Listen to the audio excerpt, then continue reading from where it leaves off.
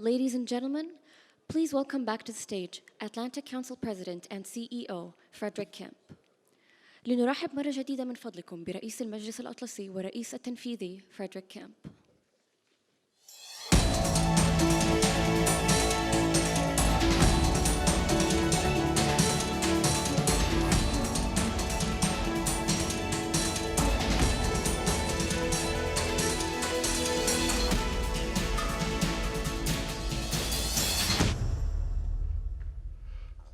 Thank you very much. I'm going to get used to that musical introduction for myself when I go back to the office in D.C.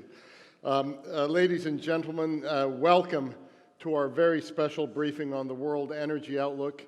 I know what an important briefing this is because I see the Minister has joined us here again. It's great to have you. We've so enjoyed partnering with you in this forum as we get to the middle of the second day.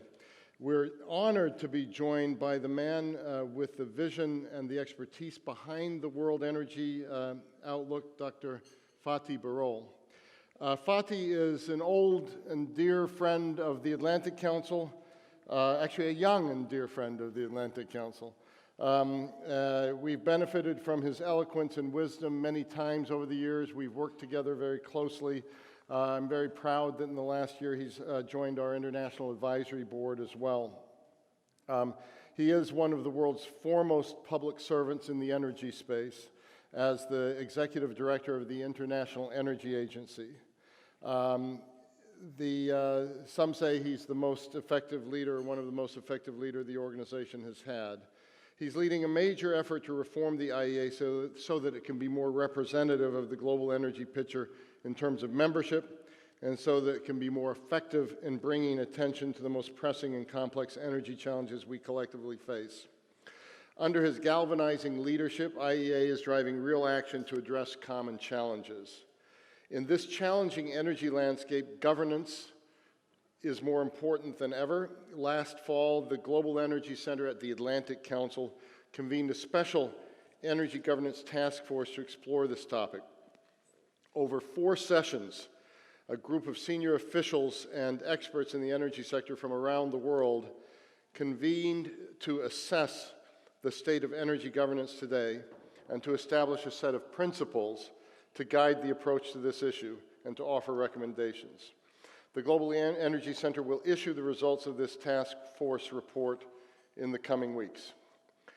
Today, Fatih is going to speak on the major aspects of the 2016 Global Energy Outlook, the latest iteration of the seminal annual report that maps the world of energy with hard data and uses the best modeling and analysis to illuminate our energy future.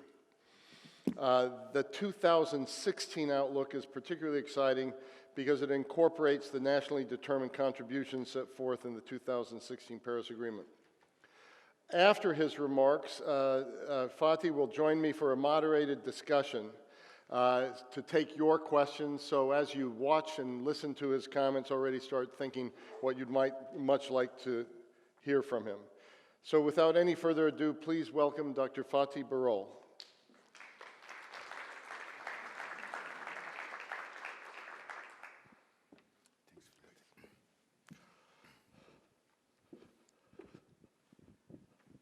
Your Excellency, dear colleagues, dear friends, a very good morning to all of you. Many thanks to Atlantic Council once again inviting me to this excellent event. As I was telling to His Excellency a few minutes ago, I am delighted that this Atlantic Council takes place here in this beautiful city of Abu Dhabi. UAE, being a distinguished member of OPEC, a reliable oil supplier since many, many years, makes also major new inroads in the other parts of the energy sector, which I think can be a very good example to many oil-producing but also oil importing nations. Steps in the direction of renewable energy, energy efficiency, and also nuclear power are important cornerstones of the UAE energy policy. More broadly, when we look at the UAE economy, since many years, there is a strong attempt with concrete results, diversifying its economy, broadening the economic base, which provided excellent results, as we all know.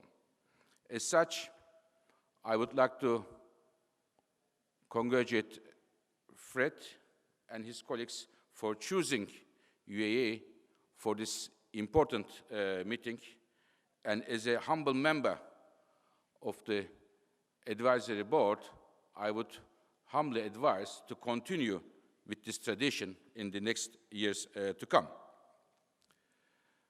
So, ladies and gentlemen, I thought, as it was suggested to me by the colleagues from the Council, give you a general view of the global energy markets and related issues in the next 20 to 25 minutes as we see them for the near future and the longer future, and which could provide a good basis for discussion. Before looking at the future, a couple of points about today, point of departures. In terms of oil, as of 1st of January this year, the share of Middle East countries in the global oil production reached a historical high, about 35%, which we have never seen since early 1970s. This is an important, in my view, data which could bring many aspects into consideration, such as I have been saying, as many of you know, despite what is happening in the United States, the shale revolution in other countries, I believe Middle East is and will remain central to the global oil markets many years to come. But at the same time, bulk of that production goes as an export to different parts of the world, and it highlights the importance of Middle East in the global energy security context. Gas markets. I will come in a few minutes, but gas markets are going through a second revolution, if I may say so. Some of you may know, may remember, in 2009, we said in the World Energy Outlook, a silent revolution is happening in North America, talking about the shale gas, 2009, 7 years ago. And that silent revolution became very loud now, and in my view, it was the first revolution. Now, a second revolution is coming in terms of LNG revolution, which will have major implications for the gas markets. Third, renewables. Our numbers show a very hard fact. It is not a projection. It is not a forecast. It's not a wishful thinking. A data, what happened? 2015 is globally, the new built capacity in the entire world for renewables was higher than all the other fuels and technologies put together, which means renewable capacity additions were higher than oil plus gas plus coal plus nuclear power. And these renewables were mainly led by the growth, wind and solar power.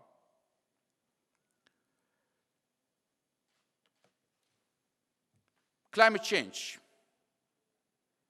another area that I should praise the awareness in this very country of United Arab Emirates, but also many other countries around the world. We have a milestone agreement in Paris last December.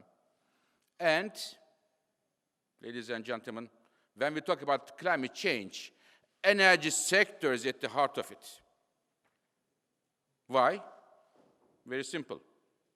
More than 2/3 of the emissions causing climate change come from the energy sector.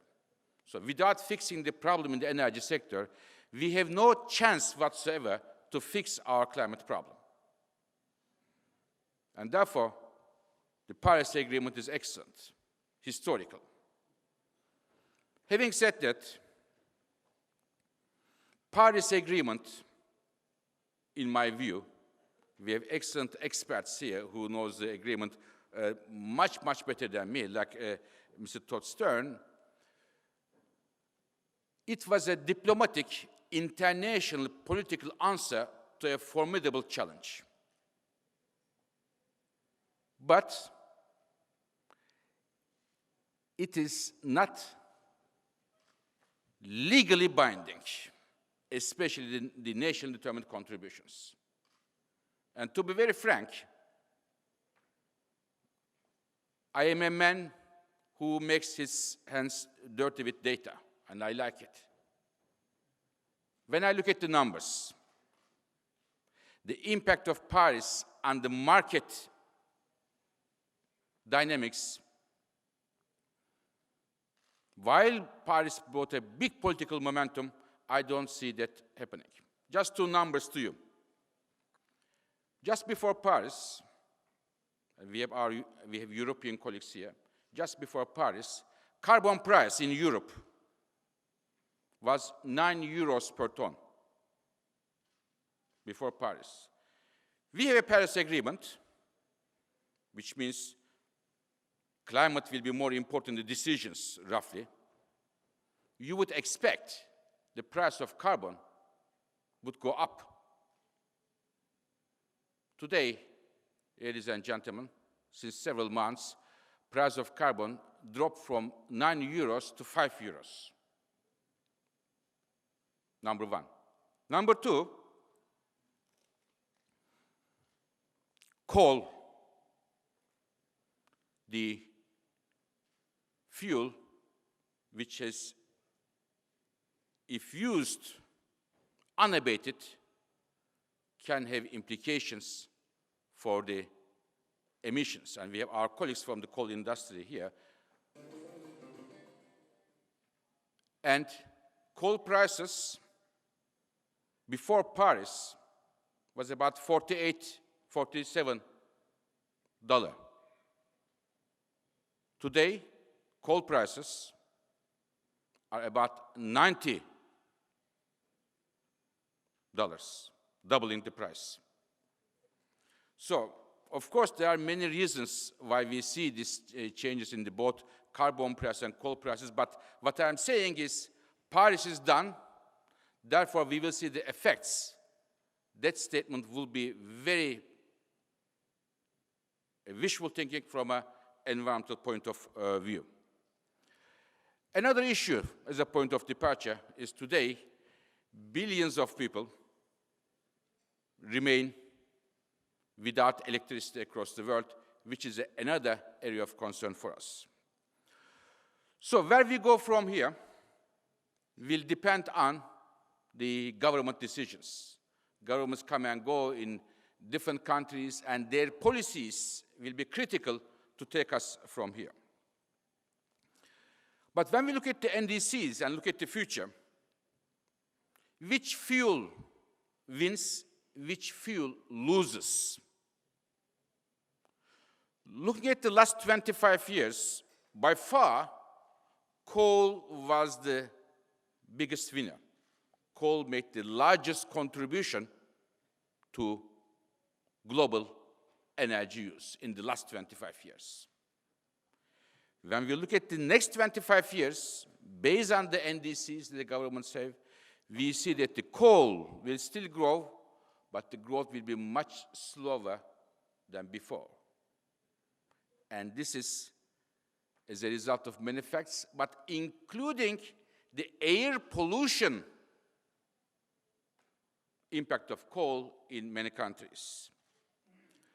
Oil will continue to grow, unlike some others think, and I will come to that in a moment. But gas and the low carbon are the main drivers of the growth. And when we say low carbon, we both think renewables and nuclear power. Renewables are growing very strongly, mainly as a result of cost reductions. Cost is coming down. But nuclear as well. We talk about renewable a lot, and I will talk in the next 2-3 days renewables a lot, but let me have a word on nuclear power. Today, we have about 70 nuclear plants under construction in the world, and half of them, almost half of them, are built in China. But some other countries are also building and giving a second look at their nuclear plants, programs. In the United States, there are 6 nuclear power plants now under construction. And one may also expect that the new administration may give a closer look to the nuclear industry. Japan, after Fukushima, slowly but surely, we see that the nuclear power set to increase its share in the electricity mix. In France, we have an election in France very soon, and one of the front-runner candidates, Mr. Fillon, said he would like to see the share of nuclear not to be restricted, as it is stated by the current administration. And as I said, in this very country of UAE, we see a strong positioning in terms of nuclear power. So therefore, disregarding nuclear may not be a realistic option in my view. So looking at the future, this is a picture of what we see. All the fields are growing, but the share, biggest growth coming from renewables, and it is not from one country or 2 countries, across the world. And China is the undisputable leader of the renewables growth. Today, China is #1 in solar, #1 in wind, #1 in hydro, #1 in all renewable investments across the world. And as such, making a great contribution, bringing the cost down. Now, what is next for renewables? 2 things, 2 challenges. #1, bulk of the growth in renewables up to now happened in the electricity generation. Why? Very simple. Today, 150 countries in the world, 150, they have concrete renewable policies and incentives in the electricity generation. But electricity generation is only a part of the energy mix.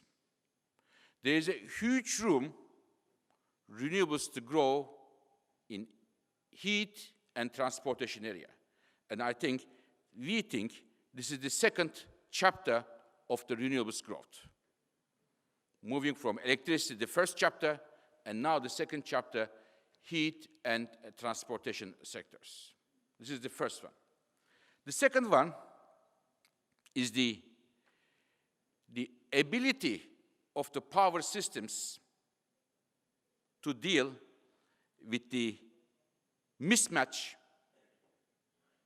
between the renewable production and the peak electricity demand in the countries. Peak electricity demand in India is around sunset. Wind in Southeast Asia, major problems because of the seasonal variations.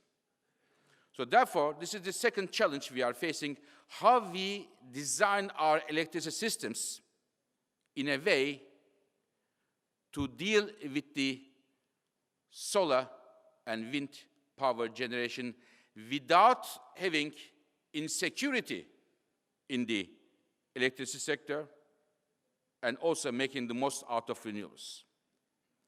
Australia, I don't know if we have anybody from Australia, there was a major blackout in Australia several weeks ago, and this is mainly as a result of this mismatch I mentioned to you. Now, we have a lot of colleagues here from the United States. It is very good to see them with us here. And I want to tell you something that I brought to the attention of the colleagues in Washington very, very recently. In the US presidential debates, many of us follow with great interest. Most of the time, they discuss the very issue of United States being energy independent. What they mean, in fact, oil independent. No imports anymore. Is it a good thing or a bad thing? This is another issue. But the main idea is you can be independent in terms of oil if you increase the oil production. What we say, this is true, but this is the half of the truth, not the entire truth. Why? I will explain you. Now, today, US is a significant oil importer, and we think soon US will not be importing oil or very little, and as a result of two things. One, US oil production will increase, huge, rich resource base. But second, as important as that, US oil consumption will go down as a result of efficiency improvements in cars and trucks set a few years ago. So you do two things. One, increase the domestic production as much as you can in any country, including US. And second, slow down the oil demand growth as a result of the efficiency improvements in cars and trucks. This is efficiency improvement is a very good friend of energy security. It is not only increasing the production, but slowing down the consumption growth as a result of efficiency. And it is not only in the United States, it is across the world.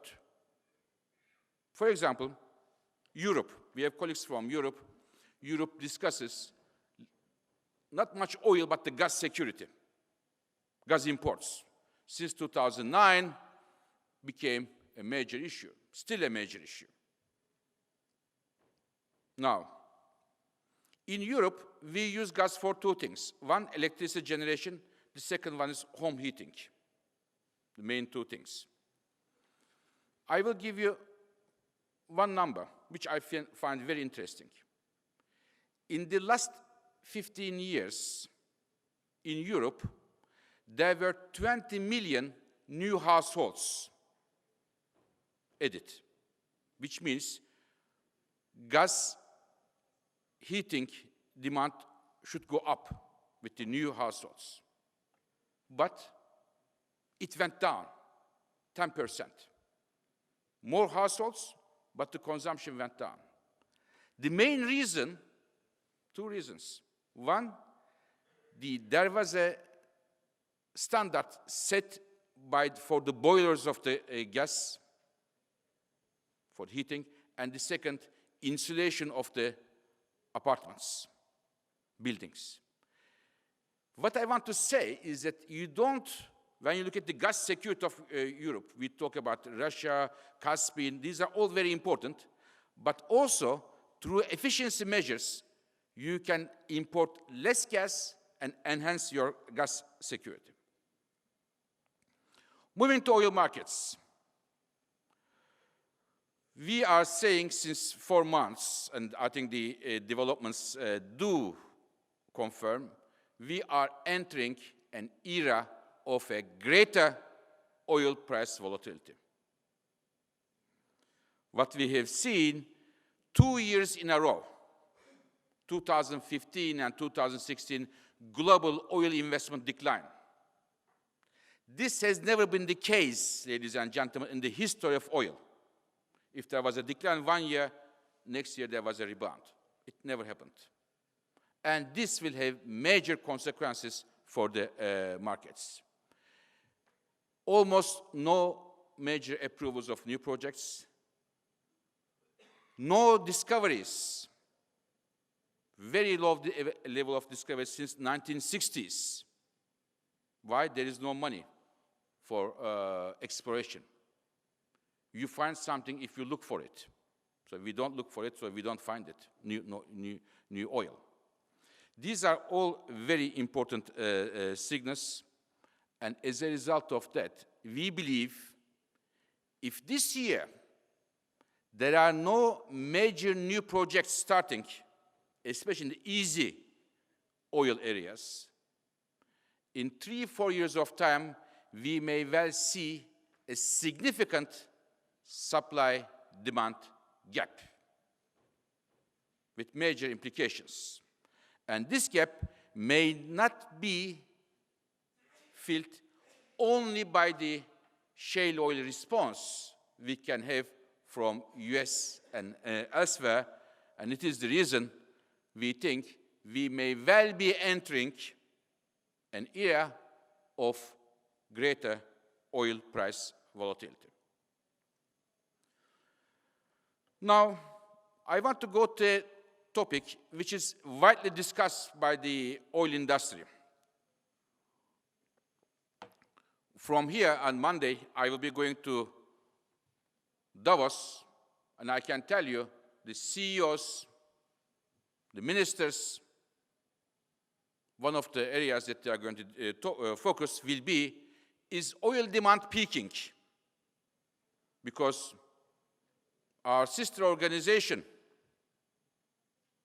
OPEC, many companies, IOCs, said they are seeing a peak of oil demand growth sometime soon as a result of the developments in the car markets. Now, I agree that the car markets, the automotive sector, is going through a major transformation. And this will have implications for the oil markets. But I do not agree that unless a major development, discontinuation in technology happens, we see a peak oil demand. We think oil demand will grow slowly than perhaps before, but still grow. Why? It is the following. We see a decline of oil use in electricity generation, especially in the Middle East, I will come in a moment, heating at home, and also in the cars. Cars, oil demand will decline. In 2040, we will use less oil for cars than today, even though number of cars will increase. Why demand declines? Because we will have electric cars, we will have the cars much more efficiently, but we don't think that the oil demand will peak because growth will come from trucks, from jets, and from petrochemical industry. It is very difficult, very difficult in these sectors to find the easy alternatives to oil products for jets. What are you going to find in the next 20 years to have a major penetration and taking jet fuel out? What are you going to find in petrochemicals? Completely taking the oil out. Trucks. Ladies and gentlemen, today, 1/3 of the global oil demand growth, entire oil demand growth, comes from the trucks in Asia, developing Asia, which have almost no efficiency standards. 1/3 of the global oil demand growth comes from the Asian trucks. So therefore, we believe to say oil demand is going to peak very soon, from our humble point of view, may be from an oil perspective, on the pessimistic side. So therefore, we have a different view than those who say that. One word about the oil demand growth. It is coming mainly from China, India, but Middle East is also a driver of the global oil demand growth itself. When we look at the last 5-6 years, Middle East followed just China in terms of being an oil demand growth center. 2 reasons. One, poor efficiency of vehicles, cars, driven by the lower oil product prices. And second, 1/3 of the oil demand is today used in electricity generation, which is economically, I believe, not a right step. Because the marginal cost of oil from electricity generation is about $75 per megawatt hour, which is significantly higher than solar and others. So therefore, these are the 2 areas to look into. Now, let me finish slowly my words talking about the LNG. I mentioned in the beginning that we see the LNG becoming the major gas trading way, overtaking pipelines. Why? Huge amount of LNG coming from US and Australia. And these are projects which are about to finish. Some of them are finished already. Will soon follow by Canada, Mozambique, Tanzania, and other countries. And this is changing many things, such as the LNG contracts, flexibility, the destination clause, the pricing, and also providing more flexibility to the markets. This is extremely good news from a flexibility, gas security point of view. But of course, you need to be able to make the most out of it. I believe Europe, the region which puts a lot of emphasis on gas security, may well be missing this very important opportunity. Last December, ladies and gentlemen, last month, Gazprom exports to Europe reached a historical high of 180 BCM. We have never seen such a high of Gazprom to Europe.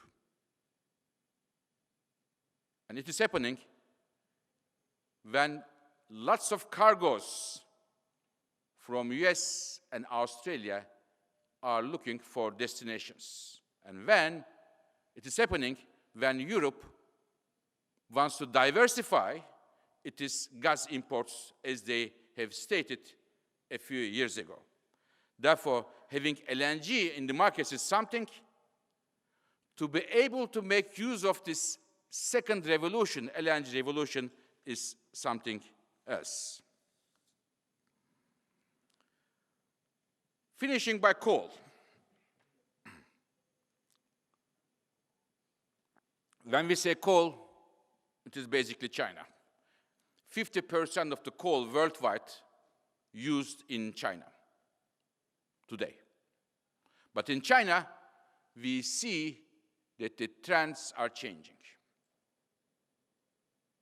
Last 2 years, China's coal consumption started to decline, and I can easily say that the golden age of coal in China is over. It may still increase, but those increases which may happen in the future will be bumps in the trends. The huge increases we have seen in the last couple of decades, it is over. And this is mainly driven by air pollution concerns rather than climate change. Plus, Chinese government is putting a lot of emphasis on renewable energies, energy efficiency, and nuclear power. Coal will still be a major fuel for China, but we expect that the China coal consumption is going to decline. But global coal consumption will not decline, we think, because there will be strong growth coming from India and Southeast Asia. Huge growth, both regions. And Southeast Asia, especially, it is important to note, because from an environmental point of view, important to note that 1/3 of the plants built today in Southeast Asia are subcritical plants, which have the lowest efficiency and environmental standards. And they are going to lock in. When you build a power plant, coal plants, or whatever plant, you have to live with it 40, 50 years. So in terms of coal industry is going to face challenges, we think, unless they are able to come up with strategies to foster cleaner coal technologies, which will be an asset protection strategy from my point of view. To finish, ladies and gentlemen, we think energy security is and will be a critical topic. As such, IEA will continue to have its core mandate as they call the watchdog of energy security for oil, gas, and electricity security. But in addition to increase the production to secure the energy, there are other ways, such as using energy more efficiently to secure our energy supplies. We think the new oil market dynamics and the investments being declining, in a declining trend, means we are entering an era of greater oil price volatility. Huge amount of LNG coming. The first wave in the next 3-4 years, it's already we are seeing. And a second wave will come after that directly from, as I said, from Africa and from Canada. This will change not only the LNG markets themselves, the pricing, the contracts, the destination clause. It will also impact on the pipeline gas, and it is important also for the gas security worldwide. Renewables growing very strongly, led by solar and wind. And the next chapter is to make renewables growth, in addition to electricity generation, make them grow in heat for industry, home, or transportation sector. And also to have the right electricity market design will be critical. And finally, finishing with Paris, again, where I came this morning here, it is very important how the NDCs, the pledges made, are translated into concrete national policy actions backed by financial or regulatory measures. Otherwise, having Paris Agreement is an excellent step for all of us, but it is by far not enough to change the trends themselves. Once again, let me thank the Atlantic Council for inviting me to give me the opportunity to share my views with you. Thank you very much for your attention. Thank you.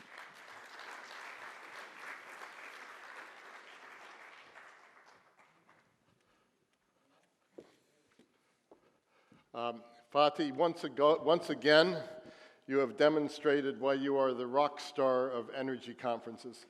That's absolutely fascinating, and it does underscore why we have chosen as our theme the geopolitics of the energy transformation, because you see how dramatic the transformation is, and that's why we spend so much time looking at the geopolitics of that. We've got about 11 minutes for questions before we have to board buses for Masdar and tour of Masdar and break up. Let me ask a very quick opening question and then try to get in as much as we can in this short period of time. You're talking about oil price volatility, et cetera. Could you comment on something you and I have talked a lot about over the years, which is OPEC, and give us your assessment of the current deal and its durability and renewability, et cetera? We've talked a lot about that at this forum. Thank you, Fred. It's a tough question in front of the distinguished minister here and many OPEC colleagues of mine, and being a former OPEC worker myself. Now, OPEC decision is something, a very important initiative, first of all. I would like to say what I would expect the implications, impact of the OPEC decision if the agreement is fully implemented. If agreement is fully implemented, I see at least 3 important impacts. Number one, if the prices remain 55-60, we will see a strong move from shale production in the United States.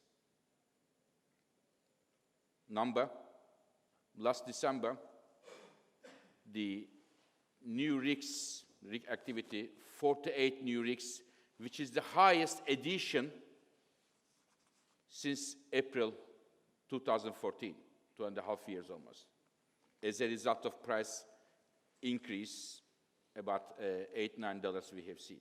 So first indications are there. We may see more oil from US to come, number one.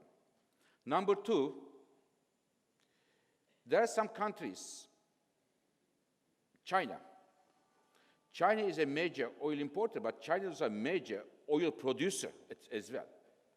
Chinese oil production declined 500,000 in the last 1.5 years because of low prices, and China had to import a lot of oil.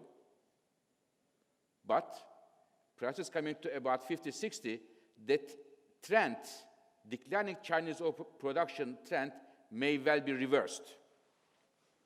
Therefore, China may well, or countries like China, less oil, number two. Number three, demand growth. We have demand growth in the markets today, 1.2, 1.3 million barrels per day.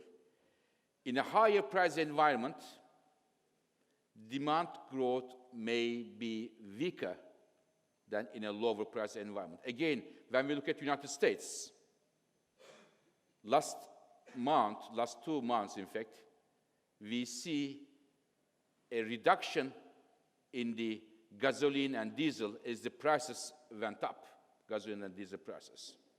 To sum these things, all of these 3 factors, more shale oil, more oil from the smaller producers, China, Colombia, and others, less stronger demand may well mean that the higher prices as a result of the agreement, if implemented, may well provide more oil in the markets, and we may well see the higher prices. I don't know how high they will go, I have no idea at all, but there may be a push from the markets balancing it out. Thank you very much. Questions? from the audience? Please let me pick up here and here. Let's pick up these two questions. Thank you very much for your very informative presentation. Hold on. And I come from Johns Hopkins University. My question is related to LNG. And you talked about LNG from Australia, US, and Canada would provide more flexibility to the market. And my question is actually related to Asia. Could you share with us, how that is going to shape the configuration of natural gas trading in Asia and, the emergence of a possible natural gas trading hub there? Thank you. Thank you. And let me pick up one more, please. Did I see one other question? Yeah, here we go. Let's get a couple of Yeah. Hi, Fatih. My question is whether, if you look at the IEA projections that you just talked about to 2040 with respect to use of coal, oil, gas, renewables, et cetera, whether IEA has done an estimate of what the emissions, CO2 emissions impact of that would be and how that compares to the rough budget that people talk about when they talk about holding temperature increase to 2 degrees. Because it would seem to me that it would be way above that. And then we'll take a last question I see in the back. I've been told we really can't go over, so let's just pick up that one and come back. On top of the coal question, I would add in parentheses, have you taken into account potential breakthroughs in coal technology? But question in the back. Hi, Farooq Ak, Senior Economist, Crescent Petroleum. In the November edition of the World Energy Outlook, you were mentioning about the possibility of the lack of supply or supply-demand mismatch by 2020 if there isn't enough investment or the spending cut in upstream continues.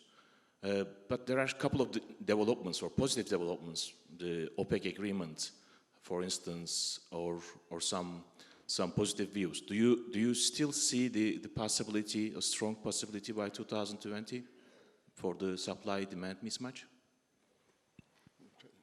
He's a friend, so I have to get his question as well. Oh, Fatih friends get included, despite the fact we came to the end. Please, the last question. Where was it? It was right here. Yeah. There we go. Yes. Ibrahim Fahmi from Abu Dhabi. Thank you, Fatih, for your valuable presentation. Do you think that the investment in the last couple of years, we have seen FIDs already signed in oil and gas? There is in Mediterranean huge investment now in Egypt and in Cyprus, Lebanon, and also in Angola. There's one project, FID, is $13 billion just signed in Angola, and will add production 300,000 oil after a couple of years. So still, there is a huge investment is coming, and FID, just a remark about you told this year there is no FIDs, and last year, we have some proven data about FIDs signed, and also in the gas, there is huge investment now, is almost $30 billion in Mediterranean Sea as well. Thank you. So, Please. Fred, how many minutes? I have 5 minutes? Yeah, 3 to 3 5 minutes. 3 to 5 Yep. minutes. 4. Yep. Okay, start with LNG. Now, in Asia, there is the situation of LNG is so that it is squeezed between cheap coal and getting cheaper and government support renewables. So the life for LNG in Asia is not so easy. But the fact that lots of LNG is coming and the prices are now being on the very modest side, I expect that the gas importing countries in Asia have a wonderful opportunity to have good negotiations and the contract terms with the exporters. It's a golden opportunity for Japan, for Korea, there are 5, 6 new countries who just started to import LNG, like Pakistan, Vietnam, and others. There is a good opportunity there, and this may well be a start of a new contracts, new flexibility, new markets in Asia. But the governments need to be very active and need to be aware of this golden opportunity coming to them, as the Australians, Americans need to sell their LNG as well, and this is a very good opportunity for them. Second question on the climate change, and the third is on the investment. Now, the trends I show you up to now, that a lot of renewables are coming, efficiency is important, nuclear is also playing an important role, brings us to a temperature increase which is 2.7 degrees Celsius, which is significantly higher than what the scientists tell us. 2 degrees is the maximum. Even in Paris, they said, go to 1.5 to be sure, well below 2 degrees. So the difference between 2 degrees and 2.7 degrees, which I show you now, and many of you know better than me, this difference is not something that you just take your jacket off and adapt to the new life. It will have tremendous implications for the rather fragile equilibrium of our planet. So trends I show you are not in line with what needs to be reached. It is what would happen if the countries fulfill their pledges in Paris, which is that pledge, every country made a pledge, 190 countries. Those pledges are not necessarily bringing us to a 2 degrees trajectory. So much more needs to be done, more renewables, more new technologies, coal, for example, carbon capture and storage, a very important technology, but at the same time, not much appetite, to be very frank. So they all need to be deployed much more than what I show you if we are serious to reach the 2 degrees. Last one point about investments. Now, oil and gas is a bit different. In the gas LNG, last year, there was only one FID in Indonesia. Okay, this is just to bring it to your attention. The gas coming LNG from the previous projects. Now, for oil, yes, we are seeing some answer to the price increase after the Algiers and Vienna meetings. But this is, in my view, far from being satisfactory for me to be able to say that in 2-3 years of time, supply-demand gap will be minimized or nullified. Still, in my view, we have to see major 2017, major new investment if we were to comfort the markets in the 2-3 years of time. Otherwise, that supply-demand gap will be with us.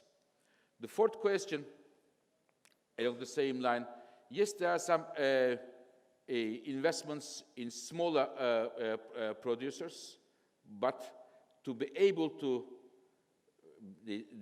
nullify that gap between supply and demand, we need major investment in 2017.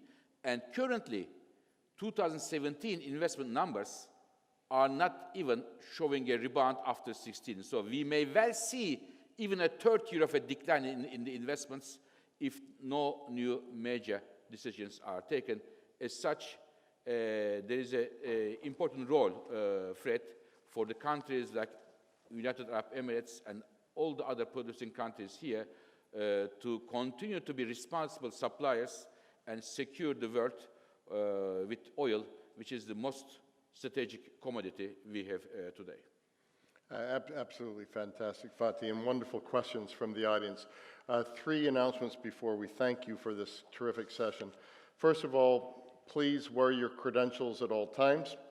Second of all, those that are attending the tour of Masdar City, and if you haven't done this before, I really urge that you do.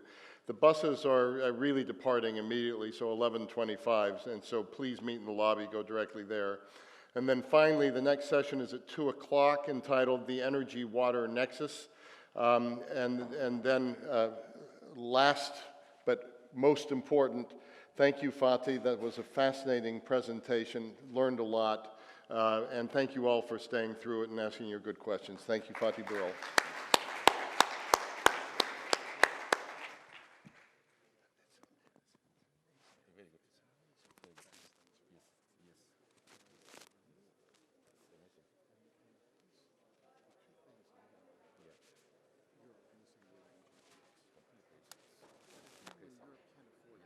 Exactly. And they said they will diversify it.